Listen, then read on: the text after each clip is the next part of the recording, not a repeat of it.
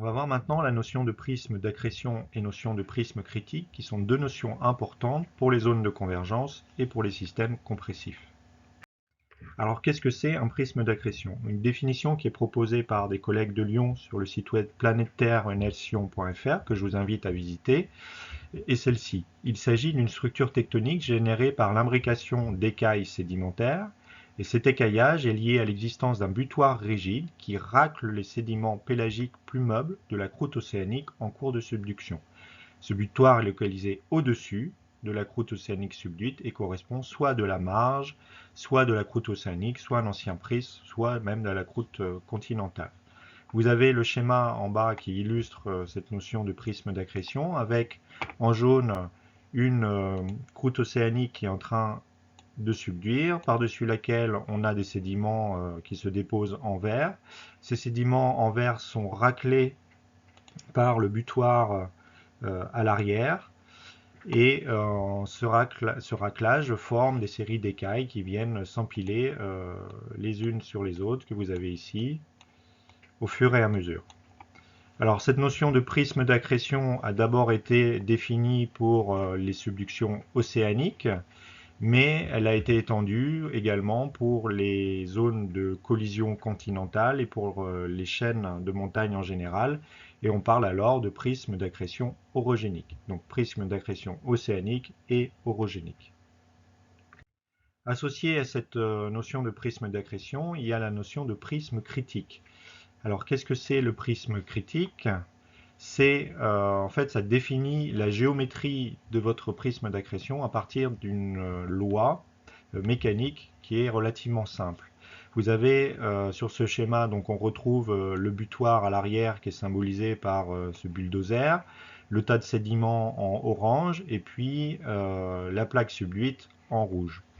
Et donc la géométrie de votre prisme, de votre tas de sédiments en orange, qui est définie par les angles alpha et bêta, eh bien cette géométrie va être fonction principalement de deux choses qui sont l'angle de friction interne de vos sédiments et l'angle de friction à la base au niveau du décollement. Donc ça dépend des propriétés du matériau et des propriétés du niveau de décollement. Donc en fonction de ces deux propriétés-là, vous pouvez décrire la géométrie que va avoir votre prisme et la pente qu'il va faire par rapport à la pente de la zone de subduction. Donc cette notion de prisme critique est assez importante et permet de décrire, de reproduire les géométries, pas mal de géométries qu'on observe dans les zones de convergence, que ce soit dans les zones de subduction avec les prismes océaniques ou que ce soit les zones de collision-collision entre continent-continent, ou pour les prismes orogéniques. Cette notion de prisme d'accrétion a été observée et reproduite déjà depuis un moment, puisque dans le 19e siècle, un géologue anglais a reproduit le processus qu'on vient de décrire avec un dispositif expérimental dont vous avez la photo en haut là. Donc ce dispositif est tout simple, hein, c'est une espèce de boîte à sable dans laquelle il a déposé des couches de sable de différentes couleurs, avec un butoir à l'arrière qui était poussé par une vis sans fin. Et grâce à ça, il a pu reproduire ce qu'on observe, certes dans les zones de subduction océanique, mais ça, c'est des choses qu'il n'observait pas à l'époque, mais qu'il observait par contre dans les zones, dans les chaînes de montagnes, dans les zones orogéniques. Donc ce genre de dispositif expérimental qu'on appelle boîte à sable, c'est un modèle analogique, on essaye de faire un analogue de la réalité. C'est des choses qui sont toujours utilisées, encore aujourd'hui en recherche fondamentale. Pour preuve, un article qui date de 2006, donc certes 14 ans, mais encore une fois c'est toujours utilisé.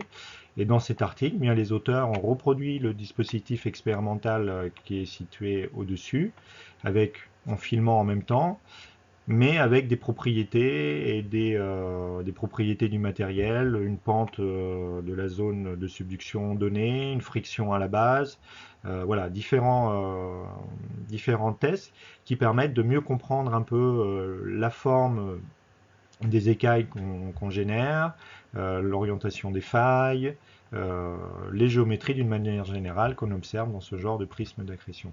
Donc si l'intérêt de ce genre de modèle, c'est qu'on contrôle les paramètres du matériel ou les paramètres expérimentaux. Et donc on voit quelle est l'influence de ces paramètres-là. On arrive à des géométries qu'on peut comparer à la réalité.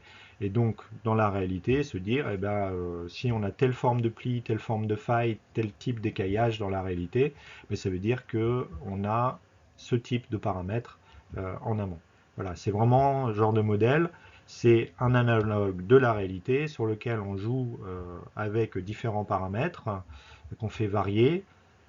On produit des géométries qu'on essaye de comparer avec la réalité pour mieux comprendre les processus naturels.